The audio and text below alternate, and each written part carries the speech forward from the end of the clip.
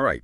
Welcome back for another deep dive, this time into, um, how to find your motivation for the HSC year. Yeah? So we've got a bunch of articles and expert advice all about, how year 12 students, they can really find that spark. Yeah, how to get motivated. It's hard. Yeah, how to get motivated to actually do the work, to study, to actually, uh, get the best results, both for the HSC, but also for their lives later on. So we're going to try and, break down all these different tips and advice. Right, because it's not just about the HSC, it's about skills for life, Yeah. you know? And I think, one of the most important things we saw was this whole idea of finding your why. I think that's really important. How to find the motivation to study really emphasizes this. Right. So, like, why are you actually doing this? Yeah, like why are you putting in all this effort, all this time? What's the purpose? Instead of just memorizing random facts, formulas, and dates? Yeah, exactly. Because, I think it's much easier to be motivated if you're actually, studying something that interests you. Like it connects with you somehow. Yeah, or if it aligns with, your passions or your long-term goals, Right. then, suddenly you're not slogging through a textbook, you're actually pursuing something meaningful. That makes sense. I guess it's like, eating a plate of vegetables that you're forcing yourself to eat versus like a nice meal that you want. Yeah, exactly. And I think this article, How to Stay Motivated, the SMAR2 method, they take this idea even further, like, how important it is to align your goals with your values. Yeah, that sounds pretty important. Yeah, because when your study goals are connected to something that, really matters to you, then it creates a sense of purpose, Oh, I see. like, gives you some direction, and that really fuels your motivation. Right. So for our listener out there, I guess, um, it's a good thing to think about. Like, what is your why for this HSC year? Yeah, what do you want to achieve, both, in the short term, but also long term? Yeah, what difference do you want to make? Right, like, what field are you passionate about? Is there something you actually want to do later on in life? Yeah, if you can tap into that deeper purpose, that underlying drive, then motivation's going to come a lot easier. That's great advice. So it doesn't have to be this huge life-changing mission, right? No, not at all. It could be something as simple as, wanting to make your family proud. Right. Or like proving to yourself that you can do it. Yeah, exactly. As long as it resonates with you. So once you've got that why locked in, then let's move on to the how, the actual doing of the work. So we've got some pretty good tips here from Effective Study Habits, A Guide to Success, Effective Study Strategies and Habits, and Kickstarting Study Sessions, Strategies for Motivation. Right. Well, and I think, one of the reasons that people find it hard to get motivated is that they just get overwhelmed by how much there is to do. Right. It's a bit daunting. It's a bit like, looking at a massive mountain and you're like, how on earth am I going to climb that? So we need to get the climbing gear out, but our tools are going to be a bit different. Okay. What are we using instead of ropes and carabiners? Well, all three of these sources actually say one of the best strategies is just to break down large tasks Okay. into smaller, more manageable chunks. Right. Like, so instead of thinking, oh, I need to study all of biology or something like that, you think, okay, I just need to study this one chapter today. Yeah, exactly. So that way you can shift your focus from the overwhelming big picture to just the thing right in front of you. Right. And that actually feels achievable. Yeah, and every small step that you take builds momentum. Oh, And that sense of progress is what fuels your motivation to keep going. it's like how do you eat an elephant? Right. One bite at a time. Exactly. And speaking of breaking things down, one technique that I really like was the Pomodoro technique. Have you heard of this one? Yeah, I have. It's like setting a timer, isn't it? Yeah, so Effective Study Strategies and Habits explains how this technique, it helps you to maintain your focus. Right. So you don't get burnt out. Yeah, because our brains aren't designed for, hours and hours of intense concentration. Oh, yeah. You need those regular breaks to recharge. Man, I wish I knew about that back in the day. Yeah, we're giving you the tools we wish we had. Yeah, I know. So listener, try out the Pomodoro technique. Set a timer for 25 minutes of work, followed by a short break. See how much you can actually get done in those 25 minutes. Yeah, and those breaks are just as important. They allow your brain to actually process the information to make those connections, to come back refreshed. Yeah, that makes sense. And speaking of different techniques, kickstarting study sessions. Strategies for motivation had another interesting one. Visualizing success. Oh, What's right. that all about? So this one's all about using your imagination. Close your eyes and really picture yourself achieving those goals. Okay. Like acing that exam, Yeah. delivering a really good presentation, Oh, I see. feeling that sense of accomplishment. So wait, if I imagine it, it will actually happen. Well, not quite. But there's actually some science behind this. When we visualize ourselves doing something, our brains actually fire in similar patterns. Oh, really? Yeah. So it's almost like a mental rehearsal. Yeah, like a mental rehearsal. Oh, that's cool. It primes our brains for success. And in Effective Study Habits, A Guide to Success, they actually say that visualization can help to reduce your anxiety Oh, okay. and boost your confidence, which, those are both really important for staying motivated. Yeah, for sure. All right, this is going straight into my toolkit. Visualization, the Pomodoro technique, breaking things down. It's like we're building a motivation arsenal here. Right. And the best part is these aren't just for the HSC, These are skills you can use throughout life. Yeah, for sure. So we've got that foundation, We've got our why, we've broken things down, we've visualized ourselves conquering the HSC. But what happens when motivation just, like, disappears? Even with all these great techniques, you just don't feel like doing it. Yeah, those days happen. We all get the motivation slump. And that's where, this concept of the over-justification effect can actually be really helpful. And how to get motivated even when you don't feel like it really goes into this. Okay, what's that? So it's this idea that when you add external rewards to something you already enjoy doing, it can actually make you less motivated. Oh, really? Yeah. Like, let's say, you love reading historical fiction. Yeah. But then someone says, okay, we'll pay you to read a certain number of books per week. What happens? I guess after a while, it just feels like a job. Yeah, it becomes a chore.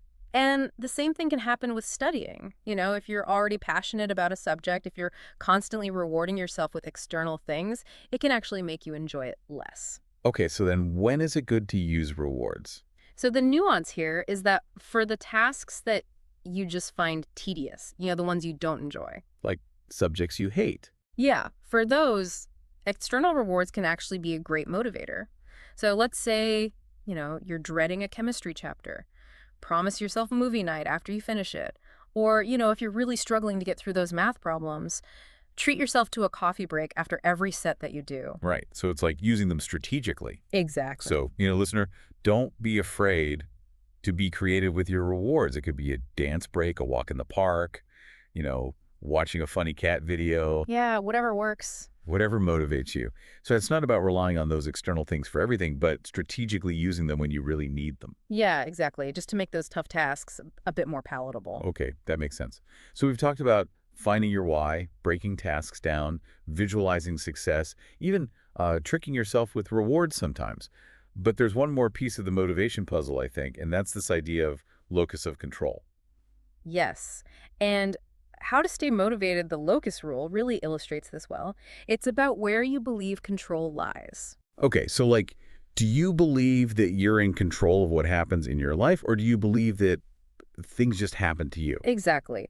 So people with an internal locus of control, they believe that it's their own actions and choices that shape the outcomes. Right. They take ownership. Right. Whereas people with an external locus of control tend to feel like they're at the mercy of everything around them. Right. They blame other people. Yeah, I know people like that. Yeah.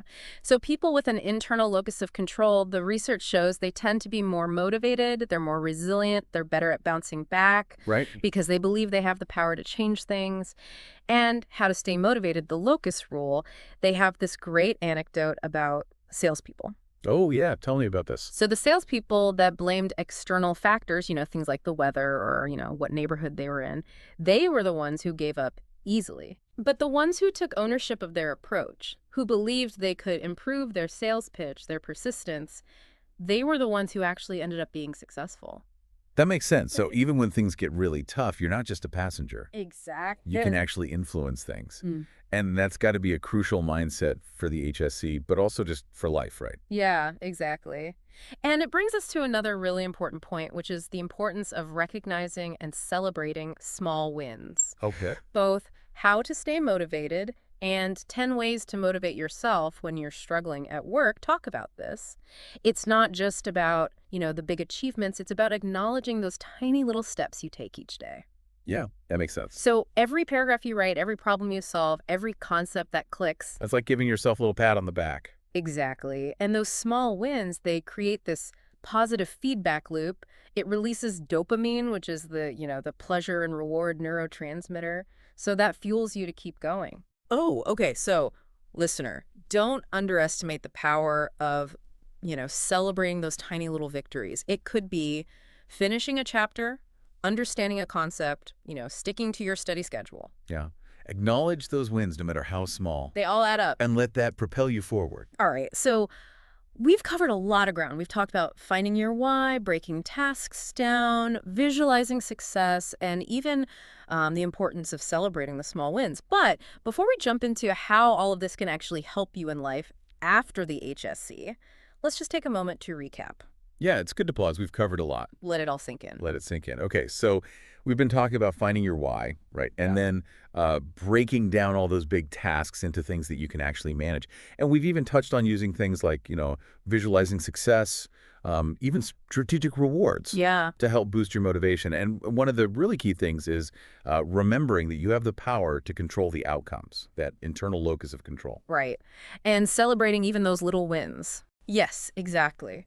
But the thing that's so great about all of these skills we're talking about, they're not just for the HSC, they're skills for life. Right, yeah, that's what I was thinking. It's like you're secretly training for your future career while you're doing this. Exactly. And 10 ways to motivate yourself when you're struggling at work. They really highlight this, the skills you're using right now, things like setting goals, uh, you know, managing your time, being able to stay focused when you'd rather be doing something else.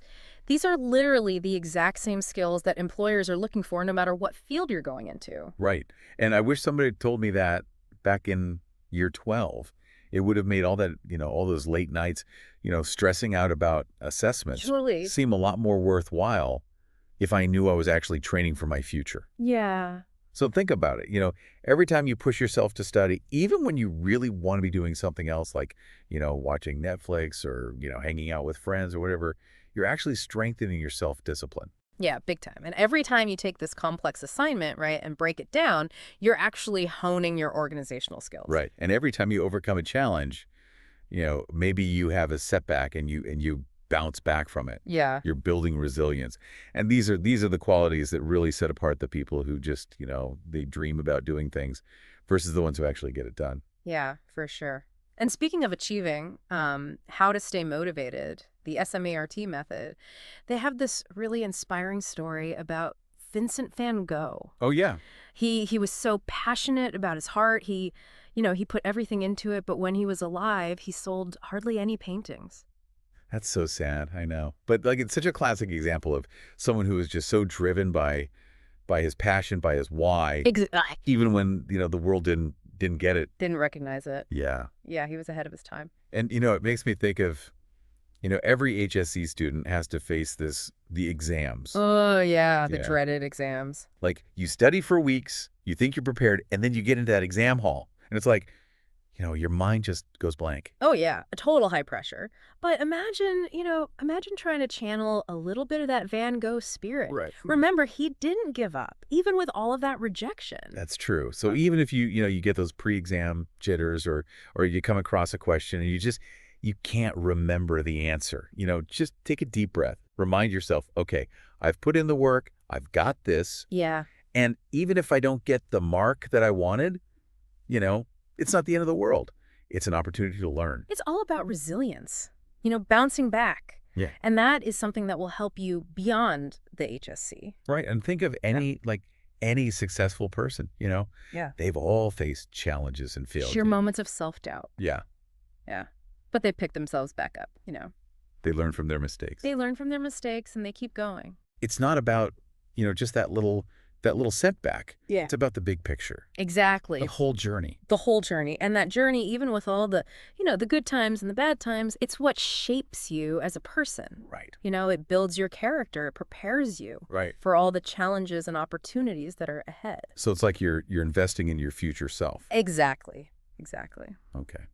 So we talked about, how the HSC can help you with your career, with your work, but what about other areas of life?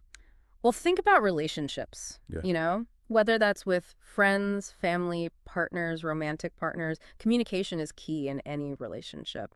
And learning to, articulate your why, Yeah. being able to effectively break down complex tasks, staying focused, being persistent, these are all really important Oh, skills that yeah. can really strengthen relationships. Being able to actually communicate your needs to someone, that's huge. For sure. And being able to listen as well, Yeah. active listening, working through challenges together. Right. Yeah. All of these are essential for a good relationship. And even something as simple as managing your time Yeah. can have a huge impact on your life. Right. Imagine being able to balance your studies, your hobbies, having a social life, and still having time for self-care. Right. That's how you have a good, balanced life. So, you're not just prepping for exams, you're prepping for a good life. Exactly, exactly. Okay, so as we start to wrap up this deep dive into, HSC motivation, what are some of the key takeaways? Well, I think the most important thing to remember is that motivation isn't something that's fixed. It's not like you either have it or you don't. It's something that you can develop with effort and by understanding how these psychological principles work. Right. Like, the internal locus of control. You're not a passive bystander in your own life. You actually get to make choices, take action. You can change things. Exactly. And remember, the skills that you're developing right now, things like discipline, resilience, being able to set goals and actually work towards them. These are the kind of skills that are going to help you in every part of your life.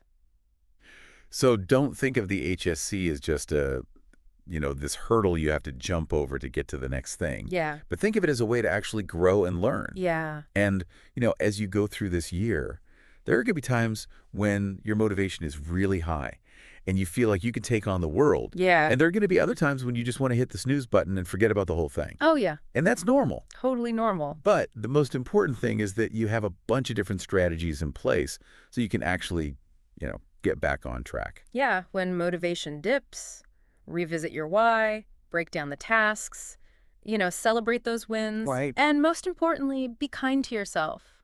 You're on a journey. It's okay to have ups and downs. What's important is you keep moving forward, even if it's just one tiny little step at a time. I love that. Be kind to yourself. It's so easy to get caught up in all that pressure. Absolutely. And forget to, just give yourself a break sometimes. You're doing the best you can. Every little thing you do, it adds up. Yeah. And even when you make mistakes or you face setbacks, those are opportunities to learn and grow. Exactly. They're all part of the process. So we talked about finding your why and breaking down tasks and, even that whole thing about channeling your inner Van Gogh. Right. But there's one more thing that kept popping up in the research as we were, putting this together. Okay. And it's something that a lot of people overlook, but it can make a really big difference. Oh, okay. What is it?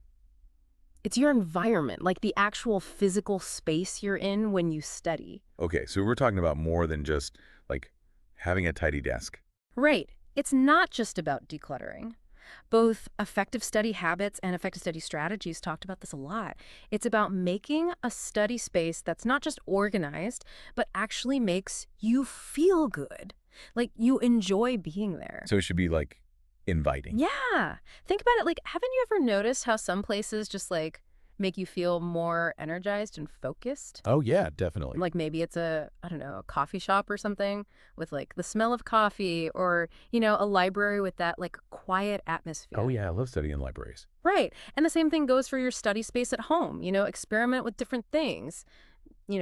Different spots, different lighting, even different smells or sounds. Oh, boy. Like maybe you really like having natural light or, some people like having quiet music in the background. Right. So it's about creating a place that feels positive, inviting, a place where you actually want to spend time and study. So it's kind of like you're turning your study space from, like, a place that you dread into, like a haven for learning. Exactly. Like you're setting the stage for success. I love that. Yeah. And it doesn't have to be like a big expensive thing, right? No, not at all. It could be something as simple as, putting a plant on your desk or, lighting a scented candle. Right. Or putting up some like artwork or something that, that makes you feel inspired. Yeah, exactly. Personalize it, make it a reflection of you and what you want to achieve. Okay, that's great advice. Yeah. I'm definitely going to rethink my whole study space now. Good. All right, so as we wrap up this deep dive, Yeah. we've talked about a lot of different things. Yeah. Um, From the why to the how to the environment, it feels like we've really created this like motivation toolkit. But I want to leave our listeners with this one thought. Motivation, it's a journey, not a destination. Yeah, There are going to be days where you feel like you can do anything. for sure. And then there are going to be those other days where you just want to like throw your textbooks out the window. Oh, yeah. And that's okay. Yeah, it's totally normal. What matters is that you have all these different strategies in place. Right, so that when that motivation dips, you know what to do. Right. Revisit your why, break those tasks down, celebrate those wins, and, maybe even give your study space a little makeover. Yeah, exactly. And remember, you're not alone in this. Reach out to your friends, your family, teachers, even those online study communities can be really helpful. Oh, yeah, they're great. We're all in this together. So to our listener out there, as you embark on this HSC year, it's going to be exciting. It's going to be challenging. It's going to be rewarding. Just remember, you have the power to create the future you want. Yes. Believe in yourself, embrace the whole journey, and never stop learning. Beautifully said. We'll be back next time with another deep dive into all things HSC. Until then, stay curious, stay motivated, and keep those study vibes high.